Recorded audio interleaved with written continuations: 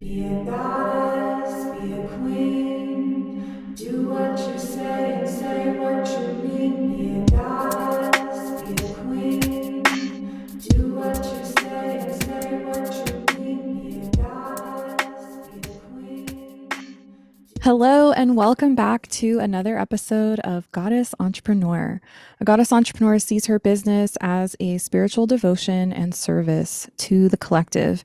In this podcast, you can expect to learn all about feminine led business and specifically online business. Here, we see entrepreneurship as the path to self mastery and liberation. I'm your host, Mari Grace Theory, and today I am sitting down with one of my favorite goddesses, and she is a dear goddess entrepreneur, Dagmara of THRIVS. Dagmara is a spiritual entrepreneur, a priestess, and a channel. She mentors multidimensional women to fully embody their archetypes of the keeper of the self, the nurturer, the provider, the lover, the goddess, and the priestess. Through breathwork, meditation, inner work, and mindset work, she helps women awaken, step into their power, and fully embody these roles. Welcome, Dagmara. Thank you so much, Mari. I've been so looking forward to this interview, to this podcast. Couldn't wait. Me too. I just love you so much. Dagmara is one of my favorite people. I admire you. I look up to you. And so it's a big honor to have you and sit down and get to talk to you today. Yeah. So Dagmara and I met obviously online through, I think, probably through Amy Belair's network. She's just like a fruitful person who helps. In fact, I remember I read her human design chart, and she's just one of those people. She helps other people meet their soul family, which is really special. And I've met a bunch of really amazing people through her, and you're one of them, and Kesha's one of them. Kesha was on last month's episode, so I had to, of course, now bring you on and just talk business, and you were inside my business and saw all the ins and outs and everything. So, yeah, we've just been able to cultivate a really beautiful relationship. We could talk forever. Yes. So Yes. try to Yes. keep it concise today. But yeah, it's beautiful to have you there and good to see you. Good to see you as well. I think the world of you. I have so much respect for you and the business that you've created. And it's just been a true honor to witness you. So, Yay. Yeah. So one of the things that I love about you and what you do is this whole concept of meeting the higher self and higher self, highest timeline. These are all these really big buzzwords that we hear all the time, not just online business, but just in spirituality. And we hear a lot of coaches talking about those concepts all the time. And I think it's interesting, what is that? Can you describe the concept of meeting your higher self, maybe just from the lens of, spirituality and how that could assist you? And then also anything else that comes to mind, maybe related to business of meeting the higher self. Like, what is that?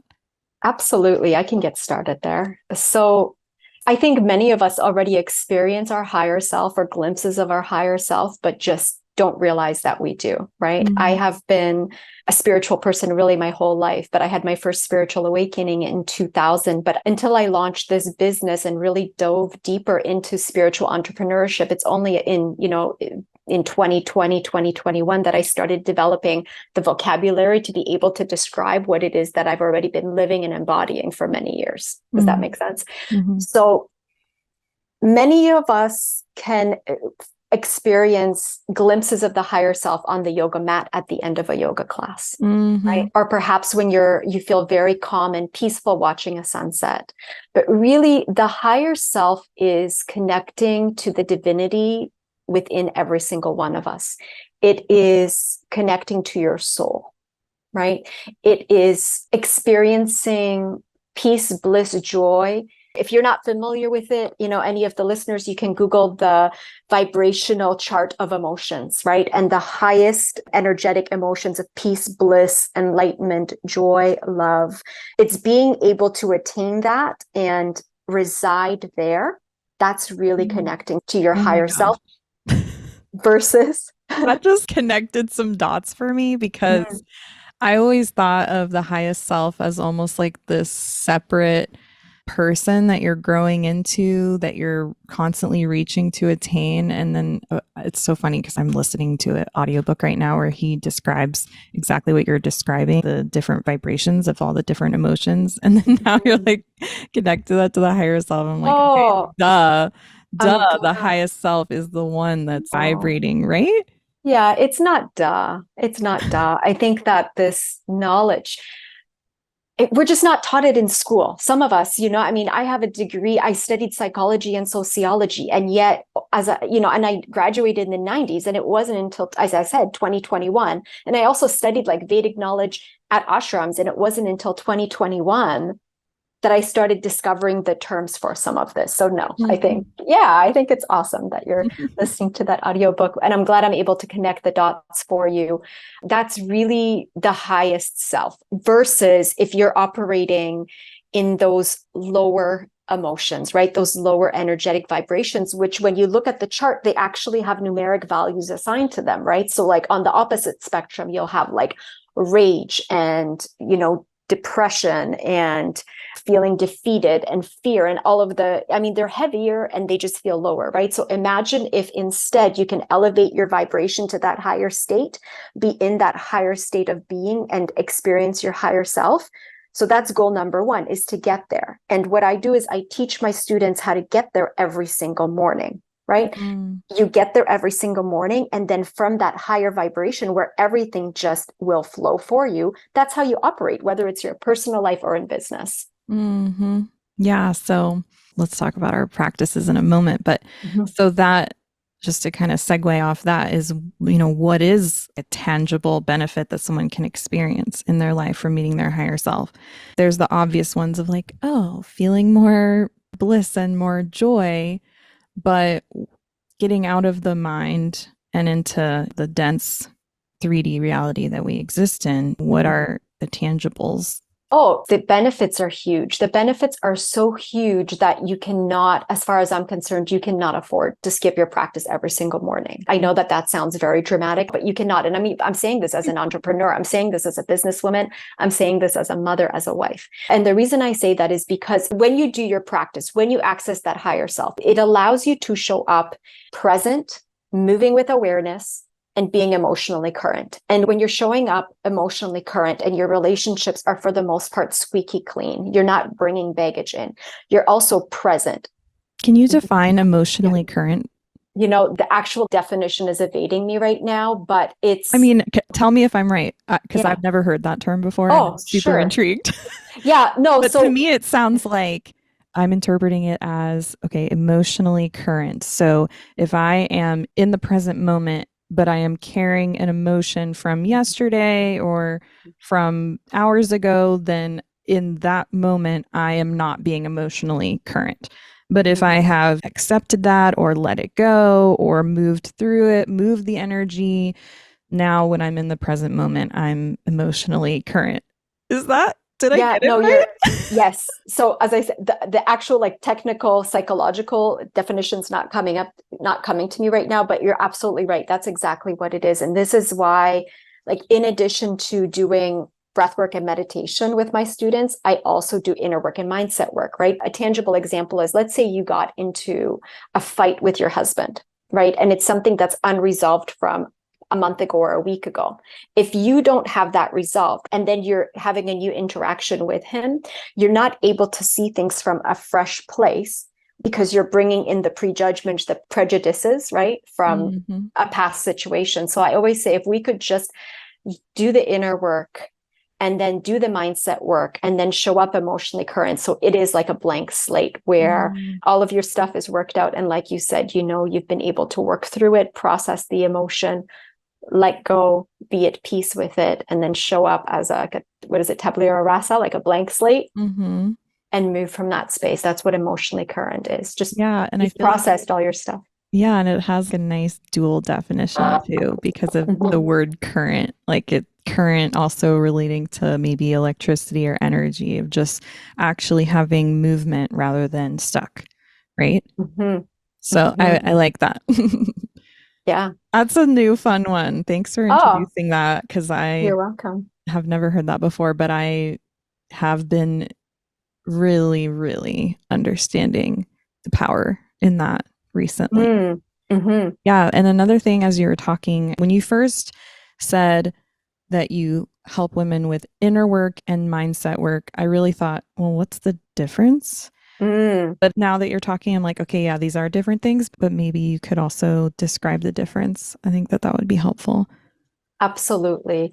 So, mindset work, we're talking about concepts that once you understand those concepts, they're concepts that you can use that help you move in life, right? So, it's understanding things like the value of being present or what it means to have boundaries, what are boundaries and how to use them and how to apply them. What is a trigger? What does it do? Why is it important to work through triggers, right? That's mindset work. Inner work is doing the actual work. So many of us have trauma, whether it's really, really big, heavy trauma or even little traumas. And inner work is actually sitting down. A lot of time it's pen to paper. The methodology that I use a lot of the time is free writing, or with my one-on-one clients, we talk. But inner work is actually working through our past, sometimes our present, sometimes our fears about the future, and processing in order to become emotionally current. Mm-hmm. I love it. Mhm. Mm-hmm. Yeah. So I'm sorry, I keep reflecting my own interpretations, but No, yeah. I'm hearing mindset work is kind of like reprogramming your own subconscious. Mhm. That's like past stuff. Mhm. And then inner work is working through present stuff. Well, inner work can also be working through past stuff. The two are related, but they are very different. Inner work is really diving deep and it's very personal to you. Mm-hmm. Mindset work is concepts that you use in your everyday life. It's a way to function. So, Mm-hmm. another example of mindset work would be understanding that typically a couple of things. One, like the job of the mind is to keep us safe, and understanding that the tendency of the mind is to stick to the negative, right? So it's a more general concept than it like a psychological understanding of how the brain functions, how we function, right? So understanding that the function of the mind is to keep us safe. And if you understand that the job of the mind is in a way to keep you small, because historically that's what was required in order to keep you safe, then by understanding that, understanding your nature, then it allows you to move past that, right? Mm-hmm. Yeah, the mind is always asking, what can go wrong? Mm-hmm. Mm-hmm. Yeah. Mm-hmm. Thanks for clearing that up. That's interesting because obviously they go hand in hand, but I never really had thought of them as two different things before. But yeah, I can really appreciate that. And when you do the work, it's very intertwined, right? So sometimes you can think of it as one thing versus two separate things, but really it's doing the inner work, working through your own stuff, and using the mindset work to reframe Mm-hmm. into kind of like a new reality for yourself. Perhaps it's a perspective shift for yourself. So, what about a goddess entrepreneur? Someone who's on that path, how can meeting their higher self, doing the mindset work, the inner work, obviously we have the mental ideals of how that can help, but what have you seen in maybe some of your clients or in yourself of how that's helped you on the entrepreneurship journey? So I've been an entrepreneur since the late 90s, and I feel like the breath work and the meditation, because that's what I did for a long time without the inner work and the mindset work, right? It was just the breath work and the meditation. I feel like those were my secret superpowers that nobody knew about. Mm-hmm. I don't even know where to start, honestly, Mari. It's like every morning I was able to put on this, sounds so cheesy, but it was like this shield, like this armor. I was able to put on this armor, right? I was this 20 something young female entrepreneur, and I was stepping into a boardroom full of men in suits. And yet I was able to show up in my power. Okay. Mm-hmm. I was wearing braces. I was barely old enough to rent a car. I was showing up in a backpack. A lot of the time people thought I was a work study student showing up, and I was showing up to manage their project and for them to seek my advice and for me to be leading multi-million-dollar projects. And what really allowed me to do that is the spirituality, the breath work, the meditation, because it allowed me to connect to something bigger than myself, within myself, and also to connect to source, to connect to the universe, and realize that I was being guided, that the proposals that I was writing, the contracts that I was writing, the rates that I was asking for, that I was completely worthy of them, right? So I feel like that's where being a spiritual entrepreneur, having a practice, it's priceless. It was priceless because it got me what I knew that I was worth. Right. So I was showing up, and for an hour of work, I was probably getting paid 2-3 times what somebody else was. So I feel like that in itself is a no-brainer, right? Of why you would do this. And I think within the world of spiritual entrepreneurship too, integrity is really important. And I think that I was able to obviously bring that to the workplace as well. And my clients saw that. And this is why I had repeat clients. I would show up for an initial 2-week contract, and I would end up working for that client for years because they could see that. Yeah. So give us a sneak peek. What's your morning practice? So, unless it's a secret. I could tell you a little bit. I will tell you I can't share the practice. And the reason I can't share the practice is because it would be really dishonoring the students who have paid for the program. Oh, I see.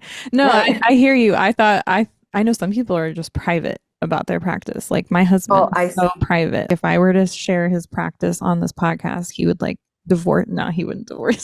He'd be really mad, I can understand. I think Carlo would be as well. He has his own private practice, which is completely different from mine. Yeah. And and I wouldn't be sharing it either.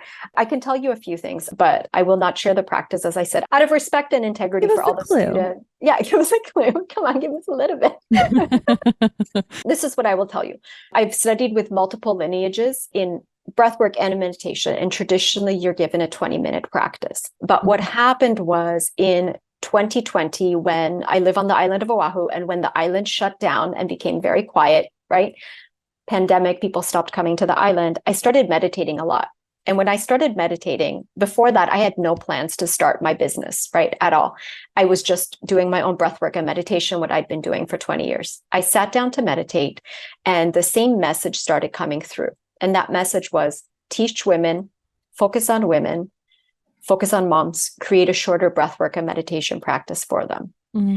So what I can tell you is that that's really what I'm called to do in this world. Is I created a breathwork and meditation practice that's only 5 to 8 minutes. Okay. It is a sequence of different breathwork exercises. Some of them are calming, some of them are energizing. So what they do is they come to me, they take a course. I help reset their nervous system. It's a 4-week program that they do. Okay. It resets their nervous system, and then they're given a practice that they do every single day at home for 5 to 8 minutes. I encourage them to do it in the morning, but you can do it at any time. And the reviews that have been coming back, the testimonials that come back, is that it's life-changing. So that's what they do. And when then they're done their breath work, they're naturally in a meditative state. Within 5 to 8 minutes, they're in a meditative state and they meditate. Also within the program, they're taught a meditation practice that they can do. Beautiful. Yeah. So I have also been studying since I was 15. I remember I went to my first yoga class at 15. I became a teacher at 18, but I was never that early morning do the practice person. I did a lot of yoga, but it was mainly because I was teaching a lot of yoga. I used to teach at least 1 class a day, but usually 2. At the peak, 6 days a week. Wow. I got really into it for a while. I was really into it for a long time. I think probably from 21 to 26, I was teaching a ton of yoga. And I remember in teacher training, them talking about having a personal practice and them always saying, teaching yoga is not a personal practice. And I was always like, yeah. It was in my 20s, I didn't know any better. And I'll admit it. I never really had one. I really just had the teaching. And it's been over the past few years, but really over these past few months that I finally have cultivated a morning practice. And it's like such a game changer. I mean, I've had one off and on, but never super consistent. But now it's like I'm literally outside at 6 o'clock in the morning every morning. And I can't imagine life without it anymore. But it was kind of forced upon me. I was just dealing every day with a lot of anger and resentment about, the situation. And I just had to do something. I had to get control, I guess, or get emotionally current. Yeah. Yeah, I mean, I don't know where I'd be right now without it, but even though it's a difficult situation, I was literally just thinking last week, like, this is making me a better person, and I'm finally having that morning practice. It's really kind of interesting. But yeah, I do breath work, and then I do Kundalini, and then I meditate. I kind of do it in that sequence. The breath work gets me ready to then move my spine and do some Kundalini. And then just like the bliss and the energy that I feel cleared after the Kundalini is like, okay, now I can breathe and meditate. And then I do some yoga. That's a little insight into my practice. I mean, it's just such a game changer. Sometimes my husband will poke his head out and be like, hello. And I'm always smiling so big. And I'm like, good morning. Yeah. You're like, who is this person? Who have I become? Right. Yeah. I mean, and it, it's a pretty drastic difference from where I was just probably 4 or 5 months ago of just every day waking up just like fucking mad. Yep. Yep. And I just got tired of it. I was like, I'm tired of being mad all the time. And and that's what you bring up a really beautiful point, because a lot of women, as will say, especially busy entrepreneurs or moms, they'll be like, I don't have time to do this in the morning. But what I will say to you is you actually can't afford not to do it, because I would argue that it takes you longer to repair the damage that you do day to day with the little erosions in a relationship. And that stuff takes time to repair, right? If you're showing up, not operating from your highest self, really, that's what it is. When you're showing up like that, the little erosions in the marriage, in the relationships, those take longer and cost more to repair than if you just got on your dang mat in the morning and did your thing. Yeah. And what I will say to people is, some is better than none. That's a big reason, I think, why I'm called to teach women this 5 to 7 minute breathwork practice and meditation practice. My practice is not 5 to 7 minutes. It is on those days when I have things, especially with my kids. But typically my practice is more like 20, 30 minutes. Right. And I take that time, and I love taking that time because it's my time to be left alone and do nothing. Right? Yeah. Love it. Yeah. And we're so powerful. Everyone's energy will match the woman's energy in the home. And it's almost like a lot of responsibility. But it's like you said, I can't afford it. It's too expensive to affect the rest of my family negatively. I'm just not willing to do it. And I don't at all feel like there's a word for it. The really common like man saying to a woman, can't you just smile? Like men want to be around a woman who's content, basically.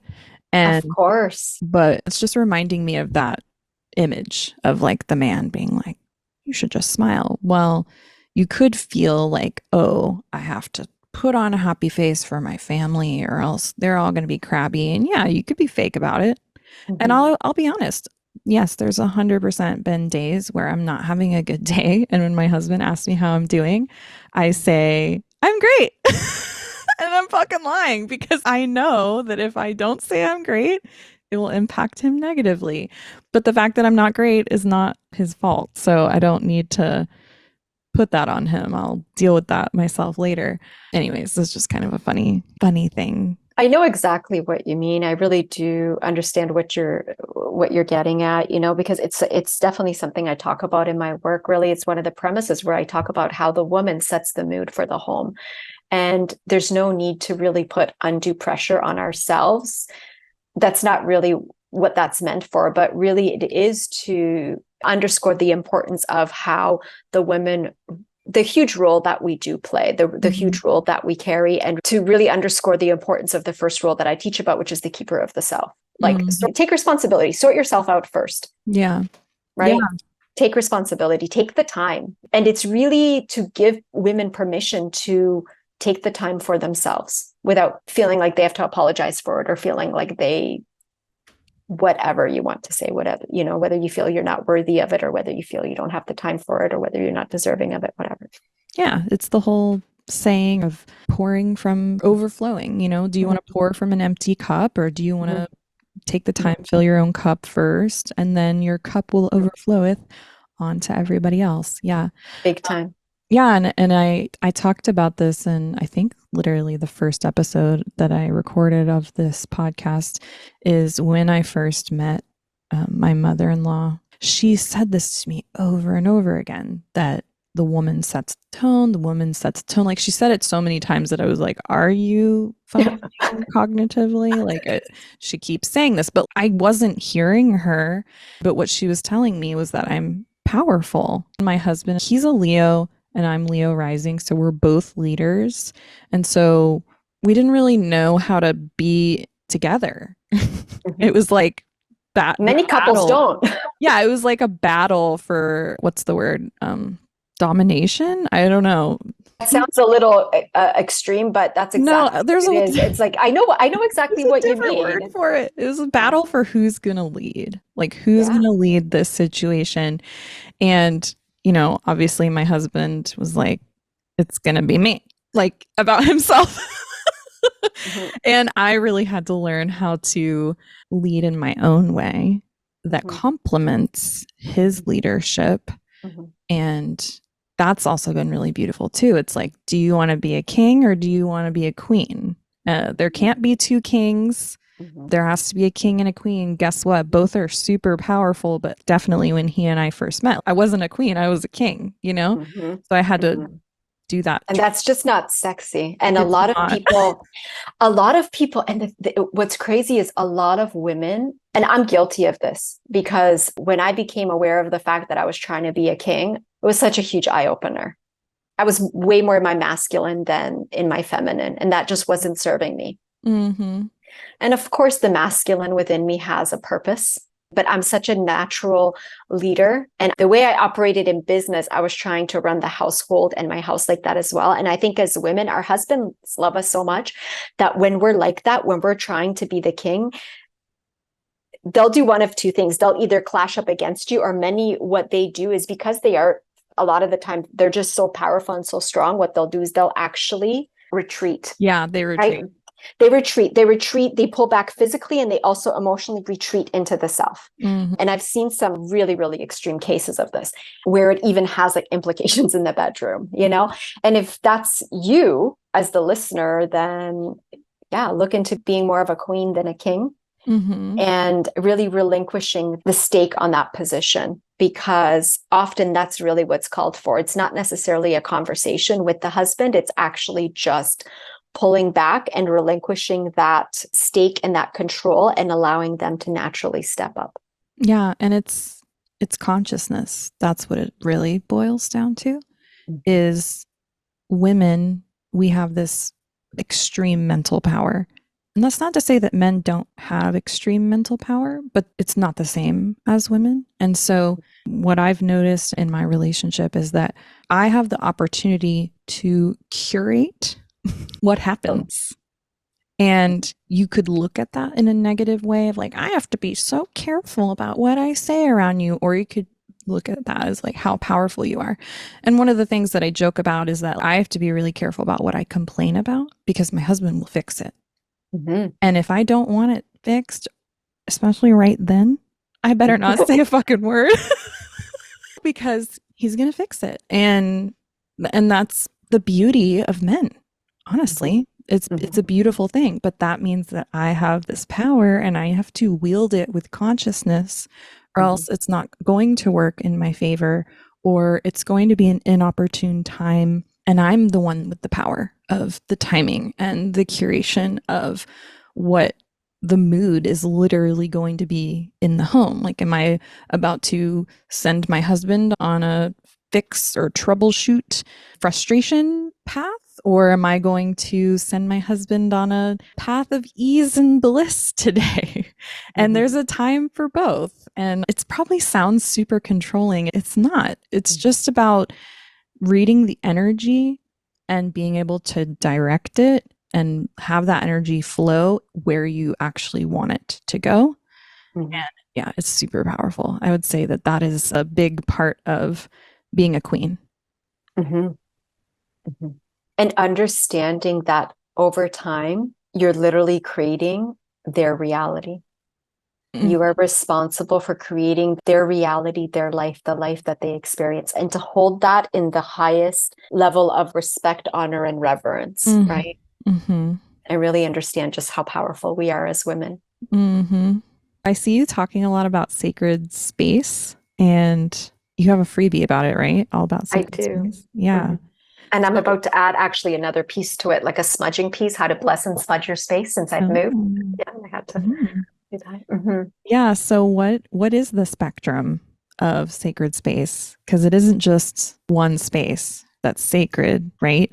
No, you're right. When I talk about sacred space, I talk about a few different things, right? I start off with your own physical sacred space, right? So I talk about the home as a refuge, and the home has to be a refuge, right? So I work with a lot of moms and a lot of married moms, right? And I work with couples as well. So I talk about the home as a refuge because the outside world can be so stressful. And for that reason, the home has to be a place of refuge. It has to be a place to rest.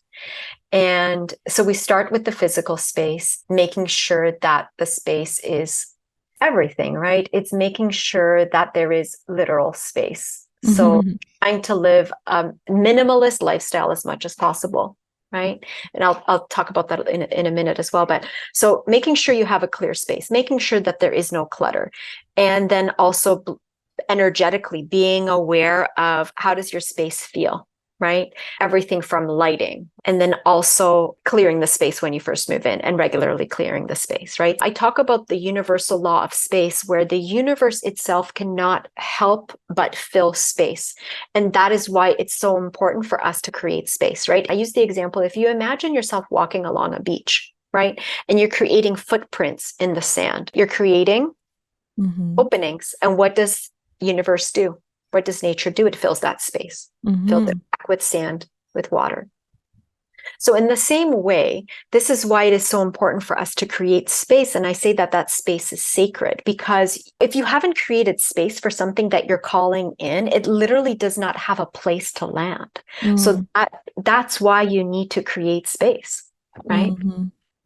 Yeah. And we start with the home. I start with the home. And the reason that I made the Sacred Space program into a free program is because I share all the tips about how I run my life behind the scenes, because I do a lot. Not only am I running my house, which that's a very honorable role for a lot of women, and that could be your only role. You could just be running your household, and with 3 children and a husband, that's enough for taking care of people in a healthy way. That would already be enough to fill my day.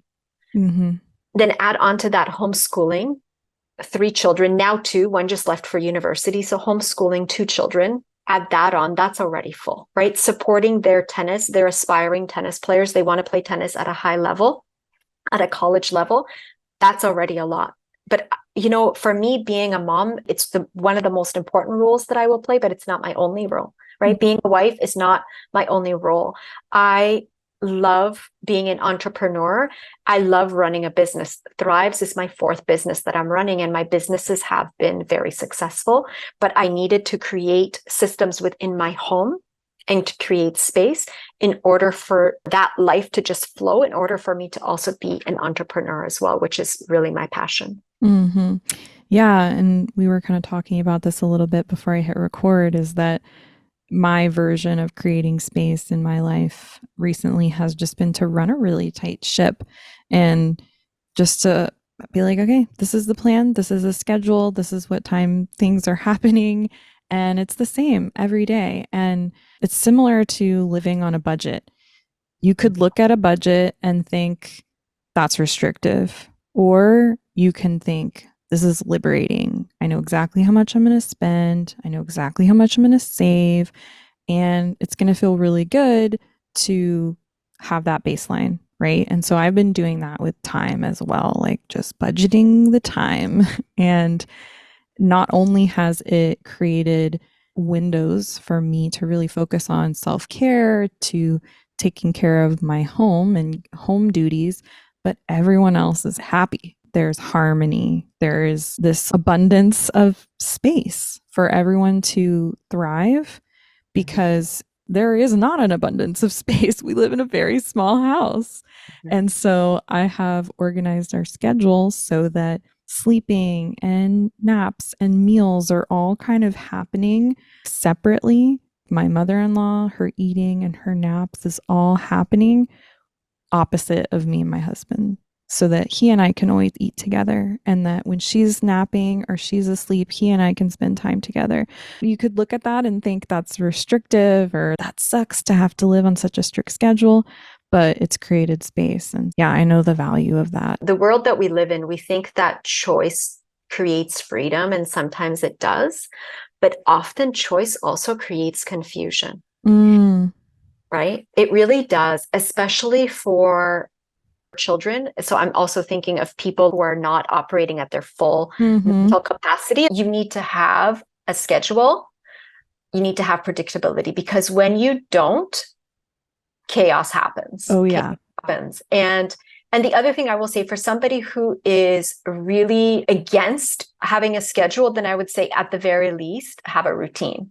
So if you have a hard time sticking to a schedule, then at least have a routine where things happen in this order, and maybe they don't happen at exactly the same time every single day, but somewhat at the same time, but at least have a routine, especially when you're dealing with a group of people. Yeah. And like I was saying, even when I was talking about having time for a personal practice and have never really been that person, I have also fought schedule and routine tooth and nail my entire life. And now that I'm doing it, I'm kind of just like, wow, I've been missing out.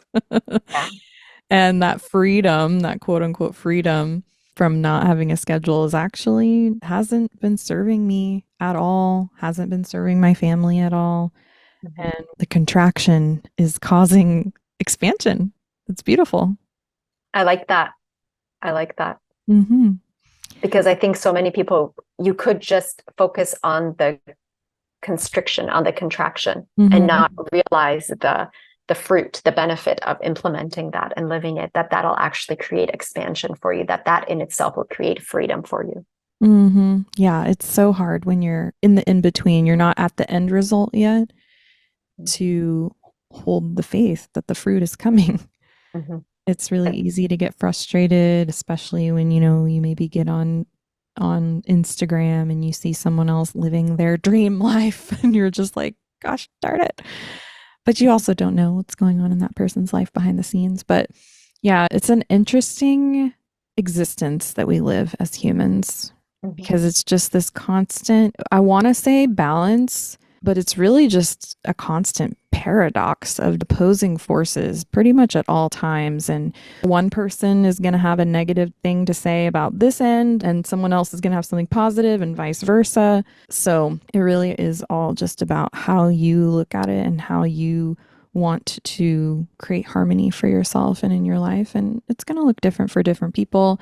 In no way am I saying that everyone needs to run a tight ship in their home, but for me, it's been really transformational. And I just remember whenever I first met you, I can't remember if you posted a picture on, yeah, I think you did, or like to your stories, your son doing the laundry. Oh yeah. And I was so fascinated. I know. Yeah, the way that you run your home is so epic.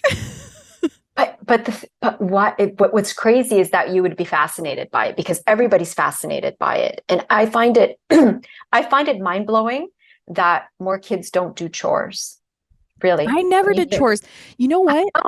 Growing up, my mom didn't let me do anything because she was trying to be a king. She literally could not let go and surrender anything to another human being, including my dad and her marriage suffered because of it. Yeah. They're not even together anymore. I never learned how to cook as a kid because my mom couldn't stand kids in the kitchen. She just didn't want to deal with children in the kitchen. Mm-hmm. I think I learned how to do laundry maybe like Mm-hmm. a year before I went off to college. Mm-hmm. You know, so it's just and it's completely normal. The situation that you're describing is completely normal, right? And as a busy mom, yeah, sometimes it would be easier for me to just have the kids, I don't want to say be in the way because my kids are not in the way, but I grew up in the same way that you did, right? The same type of, what you're describing is very similar to my upbringing. But I will tell you that when they're little, it is harder, right? Yeah. To have them help. But let me tell you, it is so worth it because for so many reasons. One, it blows my mind. Like, why should one or two people be doing all the housework for 5 people? Like, that just doesn't add up. That doesn't compute, right? That's number one. Number two, they need to feel like they are contributing members. And I don't ask them to do anything that they're not capable of. And I tell you, as they get older, imagine in 1 hour, I can have 4 hours worth of cleaning done, right? It's amazing. It's really amazing. And I hate cleaning. And sometimes I kind of resent my mom for it. I'm like, because she just cleaned everything. And I'm like, it's like I grew up in a fucking hotel and that's unrealistic. Yeah. No, yeah, it's completely unrealistic. And the other thing I'll tell you is that men are typically physically stronger than women. They just are. I see this in sports. I see this with my kids and with the tennis that they play. And I see this in my own house. The boys, my 16-year-old, my 18-year-old, they're way stronger than I am. So why wouldn't I leverage that? You know what I mean? Like, why would I be, and it just doesn't make sense. Anyway, so now that they're older, they're a huge help. The other day we moved and our new place has a pool. And my older son said, go to the pool with our youngest and I'll make dinner. And I'm like, sweet. And he made dinner. I came back to a beautiful steak dinner. I'm like, yes. Heck yeah. You guys, Dagmara is crushing it. I'm serious. I'm like, I just admire you. It's amazing. Honestly, I didn't even do anything. I don't even think it's that phenomenal. And what you can do is with little kids is like so I start the laundry and I talk about this in my sacred space. Like I talk about how we do laundry, like typically laundry, I just start the laundry for the day and then the kids finish it. Mm-hmm. Younger kids, they don't have to be able to fold. You just get them dressers with drawers and they put their laundry away, or you get them baskets. They're capable of putting away their own laundry. Like laundry just became a non-event for me. Mm-hmm. And the other thing that you do is you create capsule wardrobes for everyone in the house, especially if you live in a small space, right? Mm-hmm. Everybody has a capsule wardrobe. And then that way you stop contributing to fast fashion. Mm-hmm. You start being able to wear higher quality clothing. You always look well put together because everything in your wardrobe matches. Mm-hmm. And then it actually, what it does is it solves your laundry problem. I didn't realize that that's what happened when you create capsule wardrobes for everyone in your house. You will no longer have a laundry issue because mm-hmm. you don't have enough clothes to have a laundry issue and you'll always be current on your laundry. So it's this beautiful symbiotic relationship. So, mm-hmm. Mm-hmm. Yeah. So sacred space. Yeah, check it out. It's my free program. Yeah, it's really good. I like that one. Yeah. So how long have you been an entrepreneur? Can you tell us about the different types of businesses that you've run and then a little bit about your current business? Absolutely. So I grew up in an entrepreneur household ever since I was born. I started my first business as an entrepreneur in the 90s while I was still consulting and working for, in air quotes, regular corporation. Mm-hmm. And so I started my first business, and that first business was with my brother. And that business was, I don't want to say it was a complete flop. We closed it before I made any money. I made the decision to close it. And I learned a lot from that business. And I learned that I actually didn't want to be in business with anybody else, with the exception of my husband. Yeah, that's exactly how I am too. Yeah. It's so funny because I've had many people in my time ask me for advice about going into business with another person. And I always am like, just don't do it. Don't do it. That's like really funny. Yeah. That is my advice, literally. Yeah. And people still do it. And then they have to divorce the person. And it's just, don't do it. Don't do it. But yeah, I'm my husband and I are the same way. We're like, you're my only business partner. That's it. That's it. So that was my first business. And then my second and third business, what I did was I had a private IT practice doing private consulting for higher education clients, big clients like University of Montreal, HEC, University of Houston, Ryerson University, the Virginia Community College system, implementing for them. A few on Oahu. Anyway, I did that. That was my second and third business together. So second, closed it, opened a third to restructure, because I started with a corporation, then I restructured into sole proprietorship partnership with my husband. So it was a restructuring, but still the same type of business. And those two businesses together grossed multiple seven figures. So it's really successful. And those businesses really taught me a lot. Oh, so much. They taught me a lot. They taught me a lot about my self-worth. They taught me a lot about receiving money, being comfortable dealing with large amounts of money, and just being very comfortable with it, and how really it's no different than small amounts of money, right? And it really taught me how to work with the energy of receiving and the energy of holding. Two completely different energies. And now that's an area that I work with a lot of my clients on, is I work with them on that role of the provider and being very comfortable in receiving and holding and investing and creating that sacred space to be able to receive and then be able to hold it and nurture it like a garden and having it grow and go to work for you. So not only do you go to work every day, you're actually sending your money out to work for you every day. It's just a lot more efficient, right? Absolutely. And then also investing in real estate and then leveraging that and having the real estate work for you. So you're not the only one working. That's the feminine way. Absolutely. You have to find a way to make money in your sleep, because nobody wants to work forever. No. And it's really interesting. There's a lot of focus on receiving the money. It's like, okay, I need to make money. I need to make money. I need to make money. But then there's no understanding of how to hold it. Yes. And that's basically what happened to me. Is my first year in business with Goddess Support, I spent everything that I made. And I remember at the end of the year when Alex and I sat down and tallied up how much I made, it was $185,000 my first year in business with Goddess Support. And I was like, oh my God, this is amazing. And then Alex was like, let's see how much you spent. And it was like $180,000. And I was like, what the fuck? I was crying. I was like, what?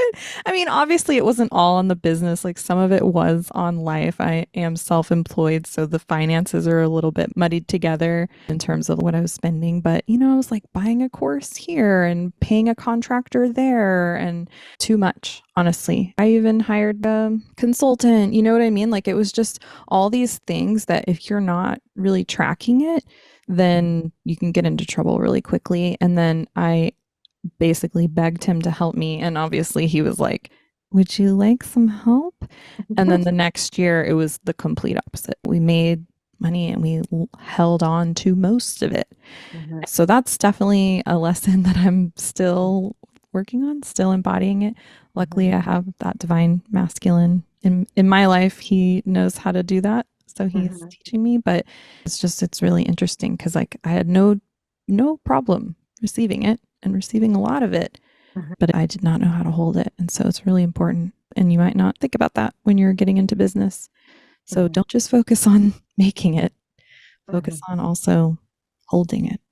Yeah. And holding on to it doesn't mean that you're greedy, because people wear it like a badge of honor where they say, look, I'm really great with money. I have no problem. I'm super generous. Look, I have no, they don't understand that that's when when people are talking about that, they're talking about that in the context of receiving.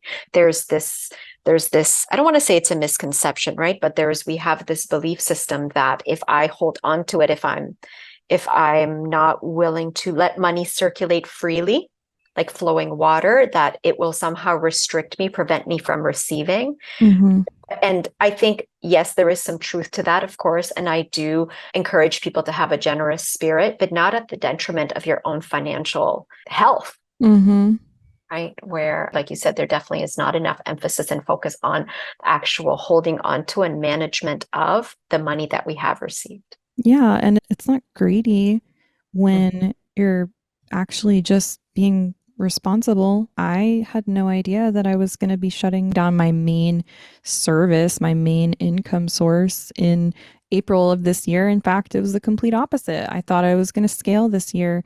And if I had been behaving in a way and spending in a way that was only planning for one fork in the road and not the potential to go in either direction, I wouldn't have been able to stop working.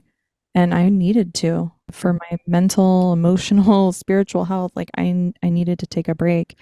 And if I had learned how to also hold onto money, that wouldn't have been an option. And that's not good. Nobody wants to serve from that place. Mhm. And Mari, what you're doing is you're bringing up another very important point, because as a regular full-time employee, those programs are in place, right? Those safety programs are in place, right? Where having a leave of absence, having sick days, that's built into your compensation plan. But as an entrepreneur, it's not. As I started Thrives, right? Because I went from multiple seven figures to now starting from scratch. And the way that you scale a business, like the way that I teach my clients, is it's three different steps, right? When you're first starting out, like how do you start? You start from scratch. So how do you start? When you first start, you have to borrow money from somewhere else in order to start your business, right? So you're drawing on the family income in order to start the business, right? To file for that business license, or to get that Zoom subscription, or get that Wix subscription, or pay for the internet, or buy the laptop, right? All those operating expenses, right?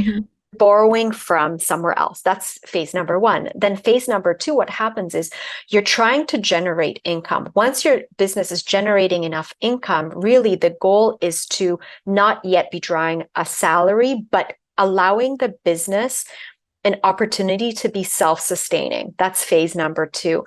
And it's only in phase three, once the business is making enough of an income or making enough revenue to be able to pay for the operating expenses and have enough in reserve to pay for taxes, only then are you in a position to move on to phase three, which is drawing a salary. And I think often what happens is people don't wait long enough to start drawing that salary. And often, to be fair, it's because they cannot afford to wait, right? Yeah. Where you have it's not, there's no shame in it. It's just life happens. You need to pay rent, you need food to eat, right? But ideally, those are the three steps. So what I tell people to do is, if as much as possible, if you can, if you have an old job, if you can hold on to it for a little bit as you transition to being an entrepreneur, just so you have enough money and your business is far enough along that you can then do that. But if you can't, at least, hear what I'm saying and have that as an ideal roadmap and something that you can strive for.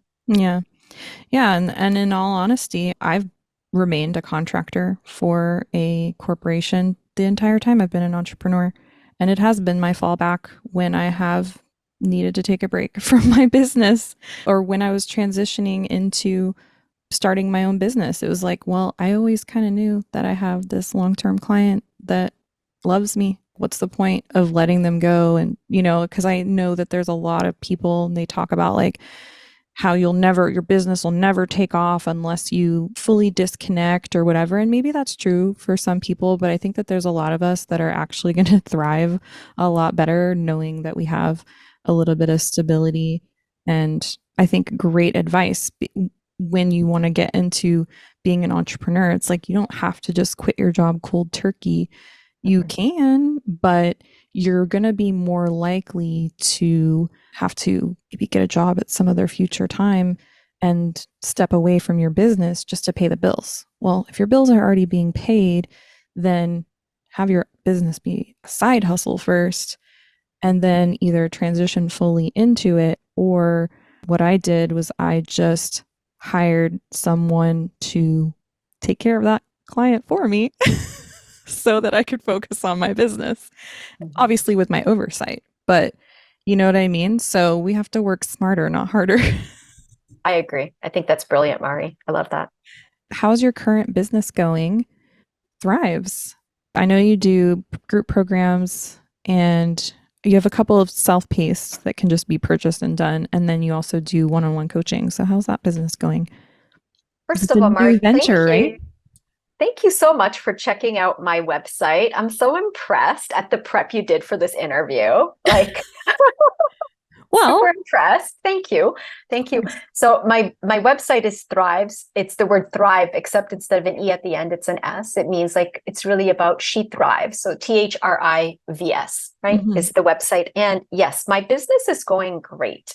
So as I said, I was not planning on starting it. I was really called to start it. I was scared to start it, but I did it anyway. I was called to by source to start it. So I ended up shutting down my other practice, my private consulting practice, and doing this full time instead. And it's going well. I want to share some numbers for anyone who's interested, who's just starting out and maybe feels discouraged. So I started my business in 2021. Before that, I was called to create the programs and stuff. And I started from scratch. Literally, I meditated. I was guided to buy a desk. So I asked for a desk for my birthday. My husband assembled my desk. I have an old laptop. So I was really trying to keep operating expenses low. In my first year, I made $600. And I was maybe discouraged by that it was only $600. But then I remember listening to Amanda Francis, one of her talks, and that's how much she made in her first year. And she said the difference between her and I think the difference between I and other people is that typically most businesses fail within the first 1 to 2 years. And really the difference between her and somebody else is she just didn't stop and she didn't give up. And I feel the same way, that just to continue going, knowing that this is really my life's work. So in the second year, in 2022, I made $7,633.19. Woohoo! Yeah. And then in my third year, I think I'm on track to at least triple that. So in my third year, in the first 2 quarters, I don't have the numbers for the third quarter yet because we're in it. But in the first 2 months, I made $12,011.50. I love it. And I feel like as I grow, as I expand my capacity to receive, I receive more. And that's really, I feel like so much of being a spiritual entrepreneur is about inner work. I've had to work so much on myself in order to be able to receive more and to be able to hold more. And as my mentor says, you either succeed or you learn. And there are times where I fell flat on my face and I learned, and then I did it again and I succeeded. And that's been really good. I keep my offers really clean. Like really, I try not to have too many offers, because I don't want things to be confusing for my students and for my clients. So I have 2 free offers. I have a free sacred space offer. I have a free breathwork and guided meditation. And then I have a 2-figure offer. It's $44. It's called Mahina. And that is a beautiful program. It's about working with the energetics of our being, how to work with our cycles as women, and how to work with the energy of the moon to cycle every month, because we are not like men. Right. So it's really leveraging that energy to be the powerful goddesses and creatrixes that we are. So that's called Mahina. And then my second program is called Stepping Into Your Power. And Stepping Into Your Power is my big signature program. And I could have had many small programs, but I just have that one big program. And that program is an investment. It's amazing. That program is about empowering women, teaching them breath work, teaching them meditation. There's a lot of inner work and mindset work in that program. There's over 20 videos in that program. It's a self-guided, self-study program that you get lifetime access to. And then once a year, I run it live. And then so if you've bought it at another time, are you allowed to just join the live, or do you have to join the live separately? You can join the live for a greatly reduced price. Cool. That's really cool. I don't ever want people to pay twice for anything, right? Yeah. So, but the other way, right? If you join the live, then you get lifetime access to the self-study. And anytime there are any kind of additional things that I add to it, which I tend to do, then you get access to that. But what I'm doing, which I will be releasing next week, is I am actually doing an add-on, which is something new, where I have this deep live healing that I did during the live session. And I will be selling that kind of as an add-on that people can purchase that. So I'll be doing that. Mm-hmm. And then finally, my last piece that I do is the one-on-one mentorship.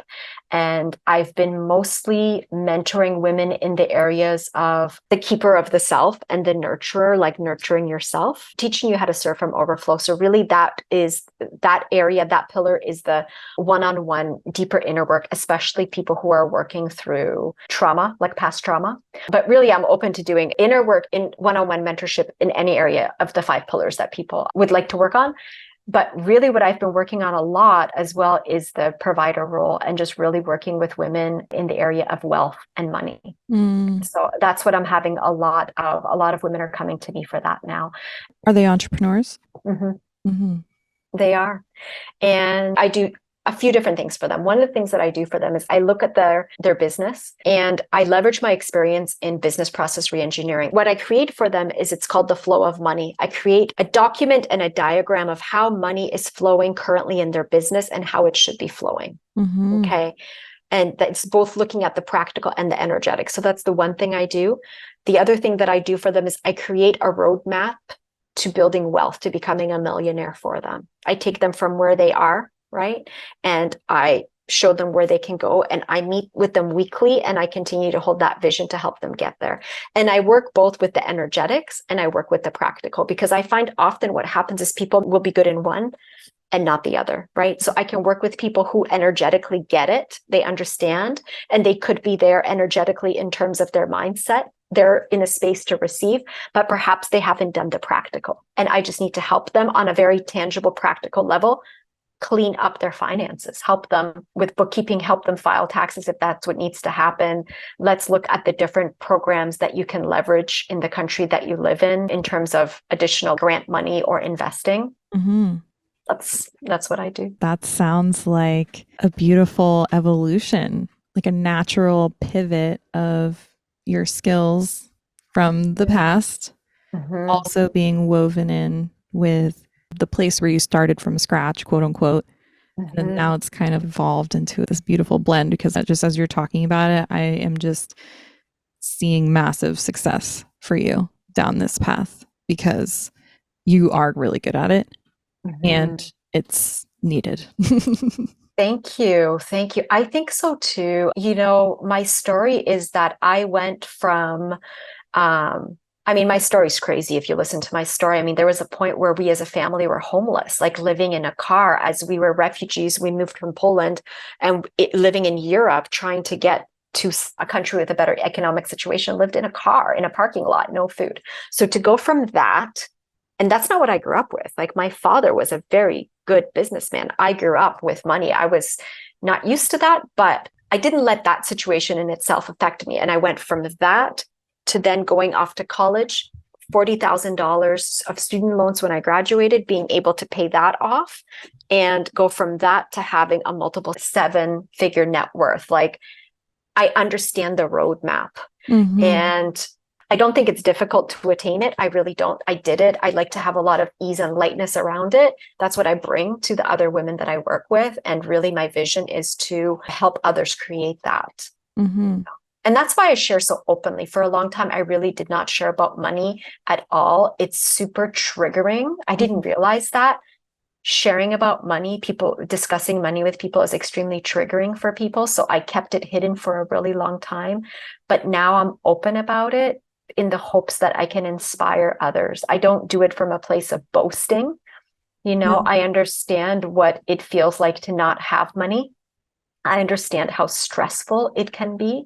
I understand what it's like to not be good with money, to not be taught financial literacy, because typically parents don't teach their children that, and it's not taught in school. And I think it's extremely stupid.